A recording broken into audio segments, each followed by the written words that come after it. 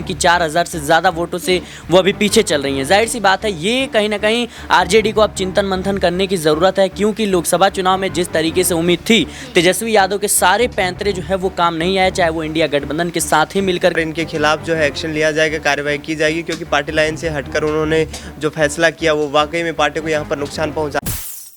नमस्कार, मैं नाज़मीन खान और आप देख रहे हैं SPN 9 न्यूज। 7 राज्यों की 13 विधानसभा सीटों पर उपचुनाव 10 जुलाई को हुआ और आज इन्हीं 13 सीटों पर परिणाम सामने आने हैं, जिसमें से बिहार की रुपोली विधानसभा सीट भी शामिल है। रुपोली विधानसभा सीट जिस पर एक बार फिर से मौका लालू प्रसाद यादव ने राजद की तरफ से बीमा भारती को दिया, तो वहीं जनता दल यूनाइटेड की तरफ से कलाधर मंडल को चुनावी मैदान में उतारा गया और यहां पर निर्दलीय प्रत्याशी शंकर सिंह भी मौजूद थे। लेकिन जिस तरीके से लोकसभा चुनाव में भी त्रिकोणीय मुकाबला देखने को मिला, यही मुकाबला उपचुनाव में बीमा भारती को झेलना पड़ा। लेकिन जिस तरीके से गिनतियां शुरू हो चुकी हैं, इस आधार पर बीमा भारती कहीं ना कहीं पिछड़ती हुई नजर आ रही हैं। तो जो तेजस्वी यादव ने भरे मंच से एक बड़ा ऐलान किया था कि इस बार के विधानसभा चुनाव जो 2025 में होने हैं, अगर विधायकों पर एक्शन लेना पड़े तो उससे भी पीछे नहीं हटेंगे, अगर कड़ा फैसला लेना भी पड़े तो वो लेने के लिए मजबूर हो जाएंगे और कई विधायकों के टिकट भी काट सकते हैं, सदस्यता भी रद्द हो सकती है। तो क्या ऐसे में जहां बीमा भारती पिछड़ती हुई नजर आ रही है, उसी के आधार पर क्या तेजस्वी यादव के जो बयान सामने आए थे, क्या विधायकों पर एक बड़ा एक्शन होता हुआ नजर आएगा? क्या वो विधायक जो फ्लोर टेस्ट के दौरान बिहार विधानसभा के अंदर तेजस्वी यादव को धोखा देते हुए नजर आए थे और जेडीयू पार्टी को समर्थन दिया था और जनता दल यूनाइटेड की सरकार एनडीए के समर्थन से बन गई थी, क्या अब उन विधायकों पर भी एक्शन होता हुआ नजर आएगा? तमाम सवाल बनते हैं। न्यूज रूम में मौजूद है, जानने की कोशिश करेंगे। सिराज मेरे साथ मौजूद है। सिराज, जिस तरीके से आज रुपोली विधानसभा सीट पर परिणाम सामने आ रहे, जिस तरीके से गिनती शुरू हो रही है, बीमा भारती तो तीसरे नंबर पर पहुंच गई है, क्या लगता है कि क्या यह राजद के प्रत्याशी चुनाव जीत भी पाएंगे? जी बिल्कुल, मुझे लगता है कि जिस तरीके से बीमा भारती को लेकर के जो परिणाम सामने आए हैं कि 4000 से ज़्यादा वोटों से वो अभी पीछे चल रही हैं, जाहिर सी बात है ये कहीं ना कहीं आरजेडी को अब चिंतन मंथन करने की ज़रूरत है, क्योंकि लोकसभा चुनाव में जिस तरीके से उम्मीद थी तेजस्वी यादव के सारे पैंतरे जो है वो काम नहीं आए, चाहे वो इंडिया गठबंधन के साथ ही मिलकर क्यों ना लड़ा हो। और जाहिर सी बात है जिस तरीके से लोकसभा चुनाव में उनकी हार हुई है, अब वो सोच विचार करने में जुटे हुए हैं कि आने वाले विधानसभा चुनाव में उनका क्या हल होगा। क्योंकि देखिए कि रुपौली सीट जो है ये वाकई में चर्चा का विषय है, क्योंकि बीमा भारती को उन्होंने मौका दिया है और बीमा भारती की अगर यहां से हार होती है तो जाहिर सी बात है कि आरजेडी की मुश्किलें विधानसभा चुनाव में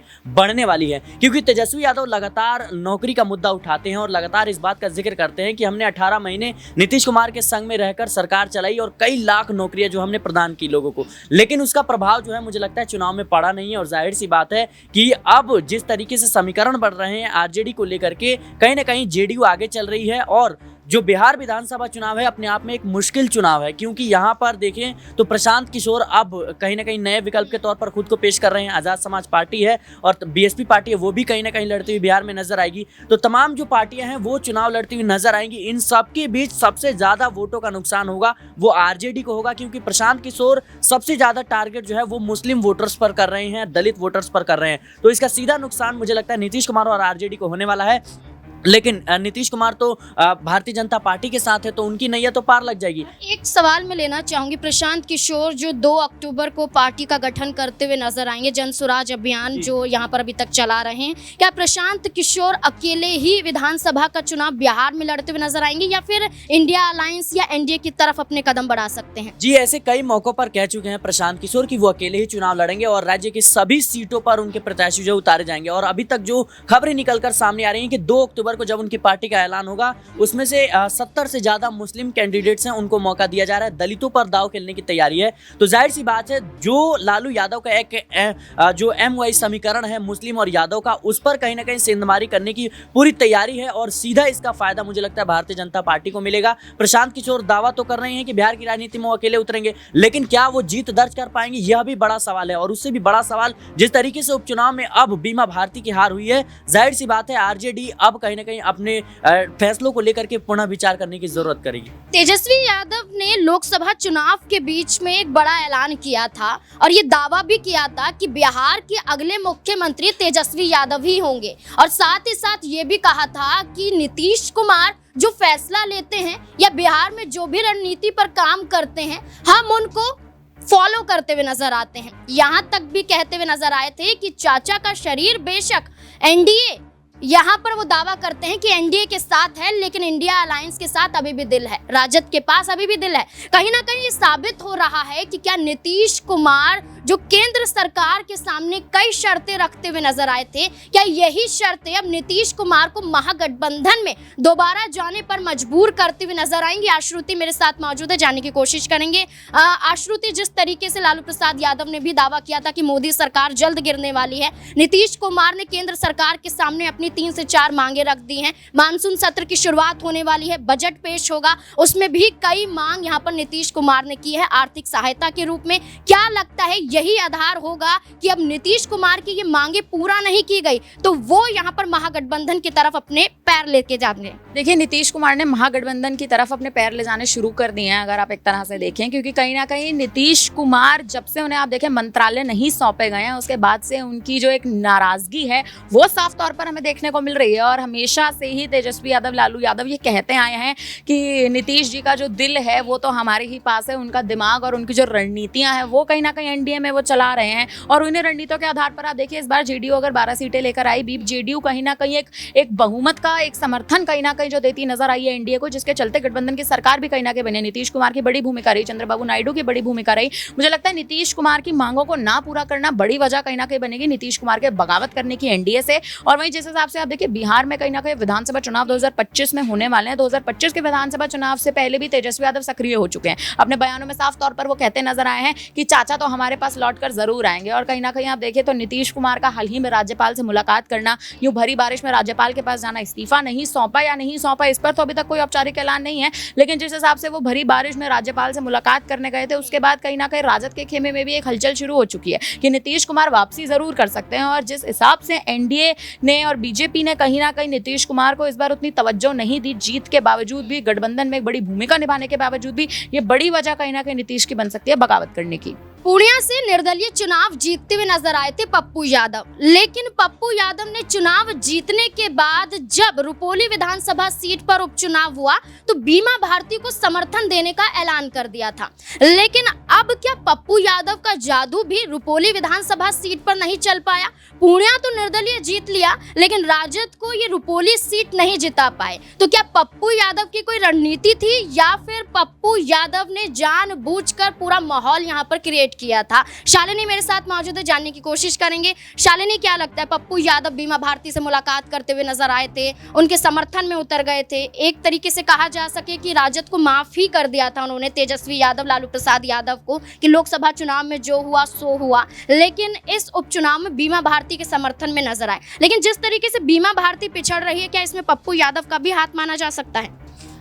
देखिए नाज़मीन, जिस प्रकार से बीते लोकसभा चुनाव में ये देखा गया था कि जब कयासों का हम कह सकते हैं कि जब चुनाव प्रचार चल रहा था तब ये कयास लगाए जा रहे थे कि बीमा भारती और पप्पू यादव के बीच में यहाँ कांटे की टक्कर देखने को मिल सकती है। लेकिन जब नतीजे सामने आए तो नतीजे जो थे वो काफ़ी चौंका देने वाले थे। देखा गया कि यहाँ पर बीमा भारती पूरी तरीके से पिछड़ गई और यहाँ पप्पू यादव की जो जीत है वो दर्ज हो गई यहाँ पर पूर्णिया से। अब जिस प्रकार से रुपौली से बीमा भारती को एक बार फिर से लालू प्रसाद यादव ने मैदान में उतारा, अब नतीजे सामने आ रहे हैं। फिर यही देखा जा रहा है कि बीमा भारती जो लगातार 6 बार की विधायिका रह चुकी हैं, आखिरकार 7वीं बार विधायिका बनने में उन्हें इतनी दिक्कत क्यों आ रही है। तो ये कह सकते हैं कि बिल्कुल यहाँ पर पप्पू यादव अभी समर्थन में आए हाल फिलहाल में। उससे पहले उन्होंने ये ऐलान कर दिया था कि वो किसी भी हालत में बीमा भारती का समर्थन नहीं करेंगे और उन्होंने आरजेडी पर भी आरोप लगाया था कि आरजेडी ने जो टिकट दिया है बीमा भारती को वो जल्दबाजी में दे दिया है, और जल्दबाजी में रुपौली से बीमा भारती को टिकट देना यहाँ आरजेडी की सबसे बड़ी गलती है। आरजेडी जो कहती है कि सच्चाई की राजनीति करते हैं, आखिरकार उन्होंने बीमा भारती को टिकट किस हिसाब से दे दिया, क्योंकि उनके बेटे पर जो उनके बेटे हैं राजा, उन पर यहाँ पर व्यवसायी की साजिश, हत्याकांड करने की जो साजिश रचने का पूरा आरोप है वो कहीं ना कहीं लगाया जा रहा है, सामने आ रहा है। तो ऐसे में पप्पू यादव ने पहले ही बीमा भारती की मुश्किलें बढ़ा दी थी। अब बाद में अगर उन्होंने समर्थन कर लिया और रुपौली की जनता से माफी भी मांग ली तो इससे हालात नहीं सुधर सकते, और ये कह सकते कि यही एक वजह हो सकती है जिससे यहाँ पर बीमा भारती कहीं ना कहीं पिछड़ती दिखाई दे सकती है। जनता दल यूनाइटेड का साथ छोड़कर बीमा भारती को भारी पड़ा, लेकिन क्या राजद का साथ छोड़कर जेडीयू पार्टी को समर्थन देने गए 7 विधायक क्या उन पर भी भारी पड़ता हुआ नजर आएगा? क्या अपनी विधानसभा सीट से हाथ गंवाते हुए नजर आएंगे? ये भी यहाँ पर सवाल बनता है, जिसमें नीलम देवी, चेतन आनंद, प्रहलाद यादव समेत तमाम और विधायक भी शामिल है। दिनेश मेरे साथ मौजूद है। दिनेश, क्या लगता है अब तेजस्वी यादव विधायकों पर एक्शन लेते हुए नजर आएंगे, और क्या ये विधायक तेजस्वी यादव के आगे माफी मांगते हुए देखे जा सकते, क्योंकि सीधे तौर पर विधानसभा सीट गई तो आने वाला चुनाव भी उनके लिए भारी पड़ सकता है? बिल्कुल, यहाँ पर नाजमीन इसमें कोई दो राय नहीं है कि जिस तरीके से पार्टी को छोड़कर के तमाम विधायकों ने अपना रुख बदला था, और उसके बाद तेजस्वी यादव ने कहा था कि आवश्यकता पड़ने पर इनके खिलाफ जो है एक्शन लिया जाएगा, कार्रवाई की जाएगी, क्योंकि पार्टी लाइन से हटकर उन्होंने जो फैसला किया वो वाकई में पार्टी को यहाँ पर नुकसान पहुँचाने वाला था। लेकिन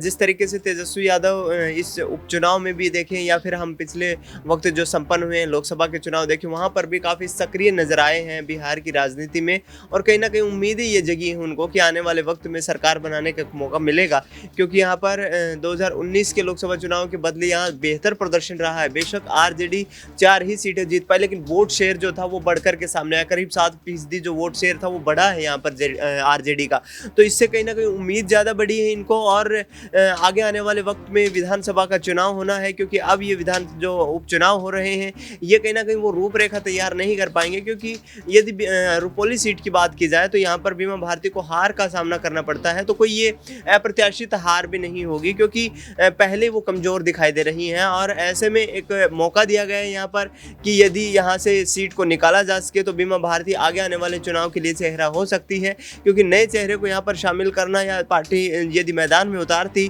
तो कहीं ना कहीं ये इम्पैक्ट जाता कि अपने कैंडिडेट्स पर ही यहाँ पर आरजेडी को जो है भरोसा नहीं है, तो इसी आधार पर उन्होंने चुनाव में उतारा है। फिलहाल अब तक की काउंटिंग की बात की जाए तो यहाँ पर जो है जेडीयू आगे चल रही है इस चुनाव में, लेकिन आगे आने वाली रणनीतियाँ बिल्कुल विपरीत होंगी। ये कहा नहीं जा सकता कि एक सीट के उपचुनाव के नतीजों के आधार पर ही पूरे विधानसभा के चुनाव के नतीजे जो है उसी तरीके से दिखाई देंगे। देखिए, बिल्कुल अब यहाँ पर यही देखना होगा कि जो एक सीट है रुपौली विधानसभा सीट, इस पर परिणाम आज सामने आ जाएगा और तय होगा कि बीमा भारती जो राजद के टिकट से दोबारा चुनावी मैदान में उतरी हैं, क्या राजद को बचा भी पाएंगी, या जिस तरीके से जेडीयू के प्रत्याशी आगे निकलते हुए नजर आ रहे हैं कलाधर, वो चुनाव यहाँ पर जीतते हुए नजर आएंगे। इस पूरे मुद्दे को लेकर आपकी क्या राय, कमेंट सेक्शन में जरूर बताएं। देखते रहें SPN9 न्यूज़। धन्यवाद।